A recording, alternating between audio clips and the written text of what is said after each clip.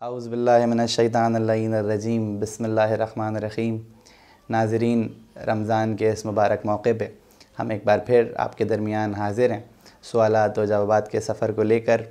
اس سال ہمارا جو عنوان ہے گفتگو کا، جس کو ہم نے زیر بحث رکھا ہے، وہ ہے تمام بری اور معیوب خصلتیں، اور اس کو بائیفرکیٹ کرتے ہوئے اس کے ضمن میں الگ الگ زاویے بناتے ہوئے ہم الگ الگ عیوب کے اوپر تبصرہ کر رہے ہیں کہ دراصل اس کے مطالب کیا ہوتے ہیں اور کس طرح سے اس سے بچا جا سکتا ہے، کیا اس کے تمام معیارات رہتے ہیں۔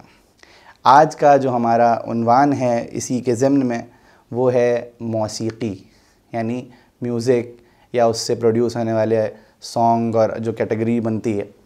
اور آج پھر ہمارے درمیان اپنے اہم وقت سے چند اوقات نکال کر ہمارے درمیان حاضر ہیں عالی جناب مولانا پیام حیدر رضوی صاحب۔ قبلہ میں آپ کا استقبال کرتا ہوں۔ السلام علیکم ورحمۃ اللہ وبرکاتہ۔ وعلیکم السلام ورحمۃ اللہ وبرکاتہ۔ میں مشکور ہوں کہ آپ چند لمحات ہمارے لیے نکال کے ہمارے جوابات دینے کے لیے حاضر ہوئے۔ ناظرین، جس طرح سے کہ آپ کی شخصیت کسی تعارف کی محتاج نہیں ہے اور آپ مسلسل دینی خدمات انجام دینے کے لیے پیش رہتے ہیں، اور بالخصوص جوان نسلوں کے ذہن میں ابھرنے والے سوالات اور علمی آتش کو سیراب کرنے کے لیے آپ کی ایک اہم کاوش رہتی ہے کہ آپ سوشل میڈیا اور دیگر پلیٹ فارمز کے ذریعے تمام سوالات کے جوابات دیتے رہیں، اور آپ مسلسل جوابات دیا کرتے ہیں۔ تو آج بھی میں چاہوں گا قبلہ کہ آپ ہمارے اس عنوان کے اوپر تھوڑی سی روشنی ڈالیں۔ تو جو سب سے پہلا میرا جو اہم سوال ہے وہ یہ ہے کہ اس موسیقی کو لے کے، میوزک کو لے کے، یا جو گانے کی جو ردم کے اوپر جو اب تمام چیزیں آنے لگی ہیں، اس میں شریعت میں اس کا کیا احکامات ہیں اور شریعت کیا کہتی ہے اس کے بارے میں؟ بسم اللہ الرحمن الرحیم وبہ نستعین۔ موسیقی اور گانا بجانا شریعت میں اس کی سخت مذمت وارد ہوئی ہے، اور اسلام نے اس کے بنسبت ایک خاص موقف اختیار کیا ہے۔ خود قرآن کی آیتوں میں بھی اس کا ذکر ملتا ہے۔ قرآن کی آیتوں کی تفسیر میں بھی موسیقی کی مذمت کو بیان کیا گیا ہے۔ جیسے کہ حدیث ہے چھٹے امام جعفر صادق علیہ السلام سے کہ آپ نے فرمایا کہ الغنا مجلس لا ينظر اللہ الی اہلہ۔ غنا یعنی جہاں پر گا رہے ہیں، بجا رہے ہیں، ایک ایسی مجلس ہے کہ جس پر اللہ نظر نہیں کرتا، اس کے اہل کی طرف نظر نہیں کرتا، یعنی خدا ان سے ناراض ہے حقیقت میں۔ وَهُوَ مِمَّا قَالَ اللَّهُ عَزَّ وَجَلَّ۔ پھر آپ نے فرمایا کہ قرآن میں بھی خدا نے اس کا ذکر کیا ہے، کیا؟ وَمِنَ النَّاسِ مَن يَشْتَرِي لَهْوَ الْحَدِيثِ لِيُضِلَّ عَن سَبِيلِ اللَّهِ۔ لوگوں میں سے کچھ لوگ ایسے ہیں کہ جو لہو حدیث، یعنی ایسی باتیں جو لہویات ہیں۔ موسیقی و گانے میں کیا ہوتا ہے؟ لہویات باتیں ہوتی ہیں، لہو کی گانے بجانے کی باتیں ہوتی ہیں، یا اس کے ساتھ ساتھ کچھ ایسے اشعار یا باتیں پڑھی جاتی ہیں جو لہویات ہوتی ہیں۔ تو قرآن نے کہا ہے کچھ لوگ وہ ہیں جو ان چیزوں کے پیچھے دوڑتے ہیں، ان چیزوں کو خریدتے ہیں، اور یہ شریعت میں اس کی سخت مذمت ہے۔ اب آپ دیکھیں کہ ایک راوی امام کے پاس موجود تھا، اور ایک شخص امام کی خدمت میں آتا ہے، اور آنے کے بعد یہ کہتا ہے کہ میں اپنے بیت الخلاء، اپنے گھر جب بیت الخلاء جاتا ہوں تو پڑوس سے، جو پڑوسی ہمارا ہے، اس کی کنیزوں کے گانے بجانے کی آواز سنائی دیتی ہے بیت الخلاء میں۔ پہلے ہوتے تھے بیت الخلاء جیسے آنگن میں ہے یا حیات میں ہے، تو آواز سنائی دیتی ہے، تو میں اس کی وجہ سے تھوڑا زیادہ بیٹھتا ہوں۔ دیکھیے، بہت ہی مذمت کو آپ سمجھ سکتے ہیں کہ میں بہت زیادہ بیٹھتا ہوں، تو کیا میرا یہ کام شرعاً اشکال لگتا ہے؟ تو امام نے کہا کہ خدا اس کام سے راضی نہیں ہے، اس سے سخت ناراض ہے، اور خدا، یعنی امام نے اپنے انداز میں بتایا کہ اس کے بارے میں سخت مذمت ہے۔ پھر وہ شخص جب پشیمان ہوا کہ مولا مجھے نہیں پتہ تھا، میں تو وہاں شرکت نہیں کرتا، میں تو وہاں جاتا نہیں ہوں، میں صرف بیٹھتا تھا، تھوڑا طولانی بیٹھ جاتا تھا، مجھے اچھا لگتا تھا۔ اور وہ شخص جب پشیمان ہوا تو امام علیہ السلام نے اس سے کہا کہ اگر تم پشیمان ہو تو قم، کھڑے ہو جاؤ، فاغتسل، غسل کرو، وصلی بذالک، اور نماز پڑھو، جیسے کہیں نماز توبہ، 2 رکعت نماز پڑھ کر اللہ سے توبہ کرو، اللہ کی بارگاہ میں پشیمانی کا اظہار کرو، فَإِنَّكَ كُنْتَ مُقِيمًا عَلَىٰ أَمْرٍ عَظِيمٍ۔ دیکھیے، اس مختصر سے کام کو امام علیہ السلام فرما رہے ہیں کہ تم ایک عظیم کام، عظیم گناہ انجام دے رہے تھے۔ جبکہ وہ نہ خود کوئی مجلس کا اہتمام کر رہا ہے، نہ خود کوئی گانا بجانا انجام دے رہا ہے، صرف یہ کہ وہ اپنے یہاں بیت الخلاء میں دیر تک بیٹھتا تھا تاکہ ہمسائے کی متاثر ہو کر اور اس کو سنتا رہتا تھا۔ تو امام نے کہا جاؤ غسل کرو، تم ایک عظیم گناہ انجام دے رہے تھے، ما کان اسوأ حالک لو مت علی ذالک، امام نے فرمایا اگر اس حال میں تم مر جاتے تو اس سے بدتر تمہاری کوئی حالت نہ ہوتی کہ تم اس حالت کو یعنی سنتے ہوئے مر جاتے۔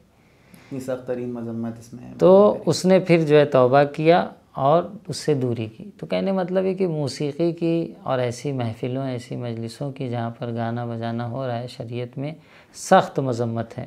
روایتوں کے مضمون مختلف ہیں، بہت روایتیں ہیں اس کے بارے میں کہ ملائکہ ایسے گھر میں نازل نہیں ہوتی جن گھر میں موسیقی کے آلات پائے جاتے ہیں، یا گانا بجانا ہوتا ہے، ملائکہ کا نزول نہیں ہوتا، رحمت کا نزول نہیں ہوتا۔ ایسے گھروں سے خدا متنفر ہے، نفرت رکھتا ہے جن گھروں میں آلات موسیقی کا استعمال ہوتا ہے۔ یا خود چھٹے امام سے حدیث ہے کہ آپ نے فرمایا کہ ایسے گھروں میں آپ داخل نہ ہوئیے کہ جس سے اللہ نے اعراض کر لیا ہے، اللہ نے ان گھروں کو چھوڑ دیا اپنے ہاتھ۔ تو وہ گھر کون سے ہیں؟ کہ وہ گھر وہ ہیں جہاں پر موسیقی یا دوسری حدیث میں فرمایا کہ خود موسیقی کے جو اثرات ہیں، برے اثرات، اس میں سے ایک یہ کہ فقر، غربت لاتی، گانا بجانا سننا انسان کے لیے باعث غربت بنتا ہے۔ بہت سے ہمارے افراد آپ دیکھیں کہ مبتلا ہوتے ہیں، فقیر بھی ہیں، ندار بھی ہیں، پھر بھی سنتے رہتے ہیں۔ تو یہ برے جو ہم افعال و اعمال انجام دیتے ہیں اس کے اثرات ہماری زندگی میں کسی نہ کسی طریقے سے ظاہر ہوتے ہیں۔ ہم جب شریعت پہ عمل نہیں کرتے تو جو برے کام انجام دیتے ہیں، اب گانا بجانا سن رہے ہیں تو فقر، کبھی کبھی بعض فیملیز ہوتا ہے شکایت کرتی ہیں کہ ہم اتنی خدا سے دعا کرتے ہیں، اتنی منتیں مان رہے ہیں اور روزوں پہ جا رہے ہیں، ہمارے بچے کی روزی نہیں بہتر ہو رہی ہے، ہاں ہمارا بچہ نہیں لگ رہا ہے، ہمارے بھائی کی روزی نہیں لگ رہی۔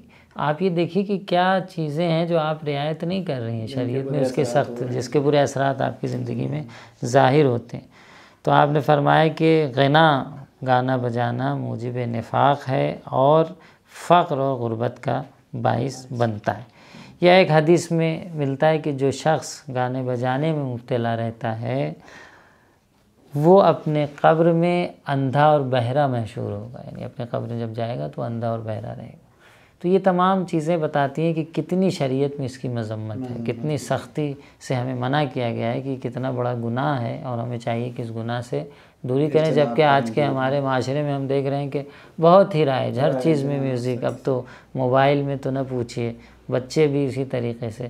تو والدین کی ذمہ داری ہے کہ اگر بچے موبائل میں کوئی ایسی چیز دیکھ رہے ہیں جس میں میوزک لگی ہوئی ہے یا گانا گایا جا رہا ہے تو ان چیزوں سے بچوں کو تربیت کریں، انہیں دور رکھیں، انہیں بتائیں کہ اس کے برے اثرات ہیں۔ کہ بظاہر ایسا لگتا ہے کہ ہم دیندار بھی ہیں لیکن دیکھ رہے ہیں کہ ہمارے گھر میں یہ تمام چیزیں بھی رائج ہوتی جا رہی ہیں۔ بہت شکریہ قبلہ، آپ نے احادیث معصوم کے ذریعے سے ہمارے لیے اس مرحلے کو آسان کیا اور تمام چیزیں بیان کریں۔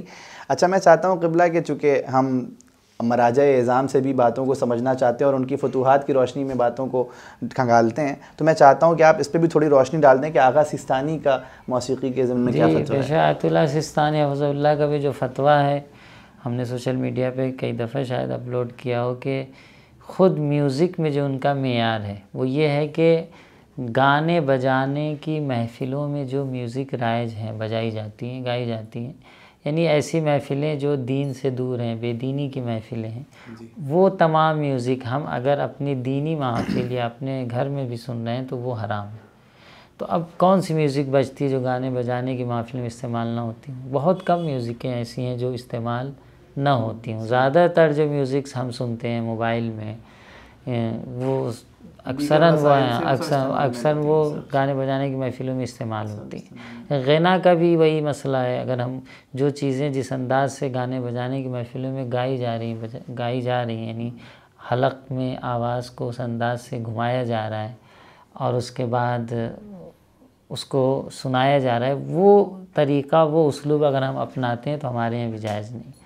چہ بسا کہ وہ نوحہ ہو، چه بسا کہ وہ منقبت ہو، لیکن اگر انداز جی ہاں تو یہ حقیقت میں اس کا بھی یہی حکم ہے کہ اگر ہم جو ہے اس کو گانے بجانے کی محفلوں کے مناسب انداز میں اگر اس چیز کو ادا کر رہے ہیں تو شریعت ہمیں اجازت نہیں دیتی، اور شریعت کے حوالے سے یہ کام حرام ہے، گناہ ہے۔ میں چاہتا ہوں اس کو آپ تھوڑا اور اس پہ وضاحت ڈال دیں کہ آج کل عموماً ہم دیکھتے ہیں کہ جب منقبت آتی ہیں اور نوحے آتے ہیں تو اس میں ان انسٹرومنٹ کا استعمال ہوتا ہے۔ جی آج کل تو نوحوں میں خاص کر کے منقبتوں میں، نوحوں میں تو چلیے وہ ایک بیک نوحے کی ماتم کی میوزک ڈال دیا ہے، لیکن منقبتوں میں تو اب تو بالکل انہی کی طرح سے کہیں ایک کھلی فضا میں چلے گئے اور جیسے گانے گائے جاتے ہیں اسی انداز سے منقبتیں پڑھی جا رہی ہیں۔ ہاں، جبکہ اسلام ہم سے کیا کہتا ہے؟ اسلام کہتا ہے آپ ان کی محفلوں سے دور رہیں، ان کے انداز اور طور طریقوں سے دور رہیں، اور ہم نے یہ سوچ لیا ہے کہ جب ان کے طریقے سے کریں گے تو ہم اور پاپولر ہوں گے اور ہم مشہور ہوں گے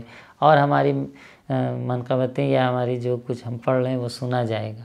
تو ہمیں چاہیے کہ ان کے طور طریقوں سے دور رہیں۔ ہم ان سے ملتا جلتا طور طریقہ پیش کرتے ہیں منقبت پڑھنے میں یا محفل پڑھنے میں یا کوئی بھی فضائل کی بات پڑھتے ہیں تو ہم ان کے طور طریقوں کو پیش کرتے ہیں، جبکہ اسلام میں اس کی سخت مذمت ہے۔ تو ہمارے منقبت خانوں کو بھی چاہیے کہ میوزک سے دوری کریں۔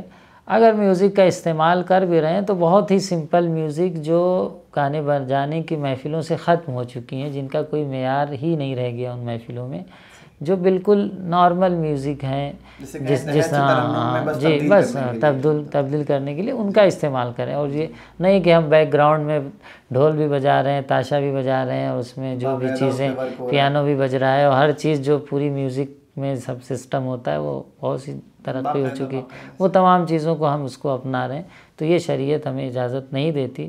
اور اگر ہم اس کی طرف جا رہے ہیں تو پھر وہ آخر الزمان کی جو روایتیں پائی جاتی ہیں کہ آخر زمانے میں امام کے ظہور سے پہلے یہ سب چیزیں عام ہو چکی ہوں گی، اور دیندار اور مذہبی لوگوں کے گھرانے میں بھی گانے بجانے، تو یہی ہو رہا ہے۔ ہم اس کو صرف دینی شکل دے رہے ہیں، اور لوگوں کے تشفی کے لیے کہ بھائی یہ تو دین کی چیز ہے، جو گانا نہیں سننا چاہتے تو وہ دین کے نام پر یہ چیزوں کو پسند کریں، ہمارا یوتھ پسند کرے، جبکہ یہ حقیقت میں ہمیں چاہیے کہ علماء کی گائیڈ لائن پہ چلیں۔ علماء و مراجع کرام نے جو ہمیں دستور دیا ہے اس سے نہ ہٹیں۔ اگر ہم کو ایسا لگتا ہے کہ اگر ہم اس طریقے سے نہیں بنائیں گے تو ہمارا نوحہ یا ہماری منقبت پاپولر نہیں ہوگی، لوگ سنیں گے نہیں، ہم فیلڈ سے ہٹ جائیں گے، ہماری ویلیو ختم ہو جائے گی، تو تھوڑا سا خدا پہ توکل کرنے کی ضرورت ہے، دین کے امور پر پابند ہونے کی ضرورت ہے۔ یقیناً اگر آپ کے اندر اخلاص ہوگا تو خدا آپ کو کامیابی سے، اور کوئی بھی آپ کو کامیابی سے نہیں روک سکتا، خدا بھی آپ کو مزید کامیابی عطا کرے گا۔ بہت شکریہ قبلہ، جزاک اللہ، آپ نے بہت وضاحت کے ساتھ ہمارے تمام سوالات کے جواب دیے۔ ناظرین، ہم نے دیکھا کہ کس طرح موسیقی کے ضمن میں آقا نے بیان کیا کہ اس کی سخت مذمت ائمہ معصومین کی طرف سے کی گئی ہے، اور کتنا اس کی تنبیہ کری گئی ہے۔ تو ہماری بھی ذمہ داری ہے کہ ہم اپنی جوان نسلوں کو اس معیوب عمل سے، اس معیوب رائج عمل سے دور رکھیں، اور نہ کہ صرف ہم اس سے دور رہیں بلکہ ہم دین کے نام پہ جو موسیقی استعمال ہو رہی ہے یہ بھی ہمارا فریضہ ہے کہ ہم اس چیز کو سمجھیں اور اس سے اجتناب برتیں۔ ہم پھر آپ کے درمیان حاضر ہوں گے اگلے ایپیسوڈ میں، تب تک کے لیے خدا حافظ، فی امان اللہ۔